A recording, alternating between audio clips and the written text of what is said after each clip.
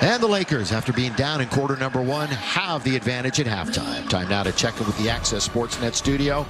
It's the Jack in the Box halftime report.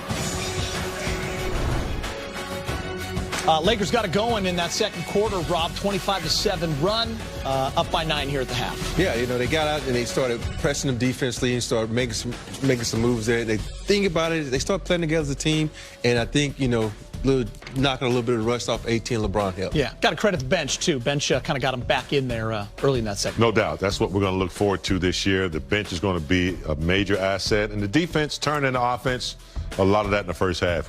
Good showing. LeBron and AD are still good at basketball. Jack in the Box halftime report starts right after this.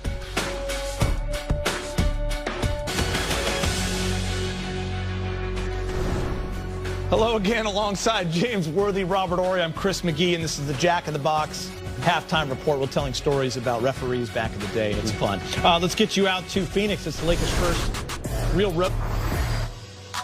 LeBron and AD, they combined for 21 points. LeBron plays 15 minutes, AD 18 minutes. Kyle Kuzma is leading the way with 12 points. He's 2 for 3 from 3, 8 of 15 on the season, preseason. More to come on the Jack of the Box halftime report. A big second quarter for the champs. AD and company shot 63% as they opened up a 9-point lead at the half. Lakers basketball is brought to you by Jack in the Box. Try the new clutch. Big game. Let's get you in here. Anthony Davis kind of starts off the game, little face-up. Jumper, he had 10 points, 3 of 4, 4 rebounds. That's all you need to see. That's all you need to see. You know, doesn't look like he skipped a beat. And, you know, the hustle from he and LeBron. Look at that, blocking shots. He knows what it's like to win a championship. And this guy right here can tell you, when you get one, you don't want to be the Western Conference Final. You don't want to just maybe be an all-star, or you want the win. And that's where he is right now. He knows he's got, you know, some years left with LeBron. Looking very favorable. It's all about that trophy at the end of the day. You know, you put all your selfishness aside because it's a team sport, and you play for the goal. Glad they showed that block. He's winning Defensive Player of the Year this year. We got Book it, Rob. LeBron finishes the half with 11 points in 15 minutes, 10 points in the second quarter. It's Lakers leading 53-44. Jack in the Box halftime report after this. 53-44. James, I like what Kuz is looking like in the preseason. Both ends of the floor, really under control, making great decisions. I think he's starting to understand what it means to be a professional. Don't worry about the hype. Play your game. It will be noticed, and I think that's what he's doing on both ends of the court. I think we know how Brez is the driver of that Kuz bus. He know there's a THT little mini bus coming behind him. With Rob. So you got to step it up. So I feel like he understands the role, and he knows how to step it up a little bit. That THT bus is coming. It's coming. It does it for the Jack in the Box halftime report. It's back to Bill and Stu after the break. Be sure to stick around after the game. We'll have all your Laker post-game interviews. Enjoy the segment.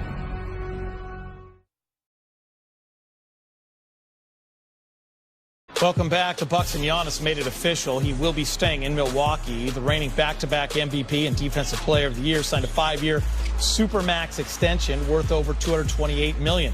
That's Woiki type of money right there. Giannis is now signed through 2026, when he'll be earning nearly $52 million. Besides keeping him in Milwaukee, it's the largest deal in league history. Westbrook was the largest before that at $206 million. Steph comes in at number 3. AD and Clay both with deals at $190 million. At practice, Braun was asked if he saw similarities between the Greek Freak's decision and his own decision to join the Heat back in 2010.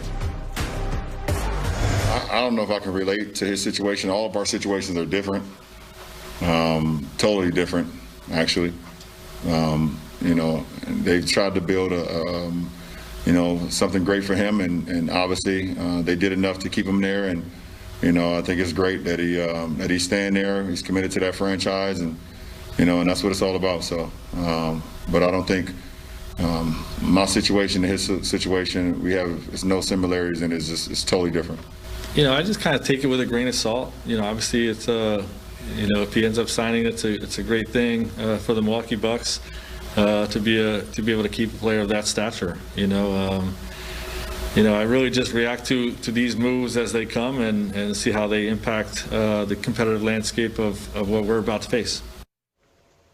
All right, Allie, I'll start with you. What was your reaction to his contract extension? Let me ask you, I was with you this morning when I saw this. Oh, yeah, it's true. I feel like it was pretty even keel, don't you think? Yeah, you were. Yeah. I think it's because I go back to, I know many people from the outside looking in probably thought that when they saw this decision come out, there would be another name next to Giannis Antetokounmpo. It wouldn't be with the Milwaukee Bucks. Yeah, when you kind of announced it to our group that was socially distant apart from each other, we all said, like, oh, like we all knew he'd stay there. Yeah, I think we all had that inkling. And a lot, it kind of goes back to a couple summers ago, and I think there was a report coming out about his off-season workouts and people asking whether or not he worked out with other stars, other players around the league. And he made it very clear, no, I actually train to beat those individuals, and I use that as a competitive factor. So I wasn't surprised. And I actually kind of looked at it from a standpoint of this is a mutual respect and trust between him and the city of Milwaukee, the franchise of Milwaukee. I thought his post said it very clearly and plainly. This is home. This is my city. And it's kind of a lot like what I feel like we experienced with Anthony Davis and his commitment to Los Angeles. When you've got caliber players and stars of that nature who are approaching commitments as such, when they love where they are and they trust where they are and the franchise that they're working with, committing as these two have done here with Giannis Antetokounmpo in particular, you love to see it. And Dan, for me, I mean, I was telling friends who were Laker fans a few weeks back when they were talking about Giannis and, oh, could he come here? My thoughts were always, why would he play with LeBron and AD? Is he going to play off ball and be a spot-up shooter? That's not his game. Now, maybe down the road, 4 or 5 years from now, we'll see. But I think teams like Miami and Dallas, they had high hopes. And Giannis is saying, I'm staying there, and I'm trying to win. Keeter, you should know there's some bomb Greek food in the South Bay. That might be one. No doubt about that, buddy. No, I think, Allie said it best. It's a relationship with a city, right? I'll give you an example. So Vin Baker was an all-star with the Bucks, got traded to Seattle, and saw his life kind of go into shambles through alcoholism and stuff like that. Vin Baker is an assistant coach now with the Milwaukee Bucks. Works with Giannis all the time. Is a guy who flies to Greece in the offseason to spend that time with Giannis.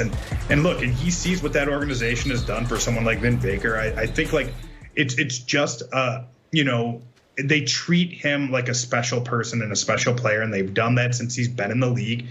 And they've made moves to try to commit to him that they're going to try to be active in winning. And I think, look, if you can sign for 5 years and $230 million in a place that you like, go do it, and I think Giannis has that competitive edge. He has that juice. And I think, for the league, it's just such a win to have a player want to stay in a smaller market.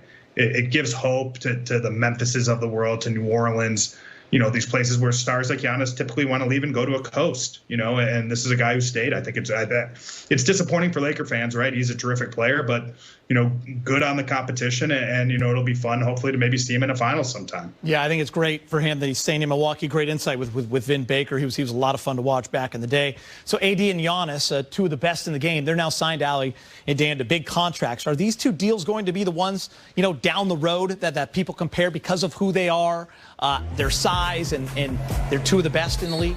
I would actually say that you can't do that as individual talents between the lines. I really don't think so. I think of when you think of Giannis Antetokounmpo and the Milwaukee Bucks, that's what you think of. When you think of Anthony Davis, it's really hard to have a conversation about Anthony Davis as a Los Angeles Laker without talking about LeBron James, and vice versa. And that's no disrespect. It's a lot like what Fish said the other night as well. It is the closest thing to Shaq and Kobe that you've seen in a Laker uniform since. And I think that is a mutual respect between the two.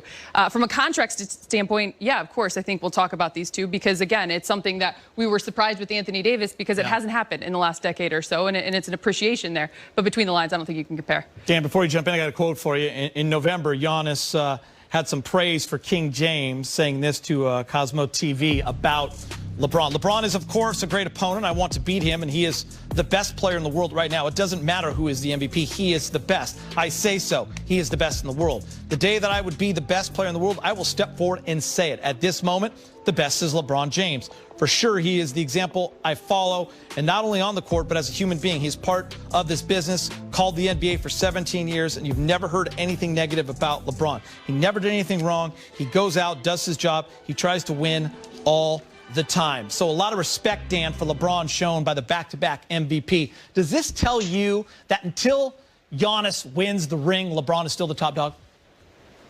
You hear respect. I hear tampering, guys. I think we should get Adam Silver. Clip it. Sounds to me like, he should be like, I respect LeBron. There's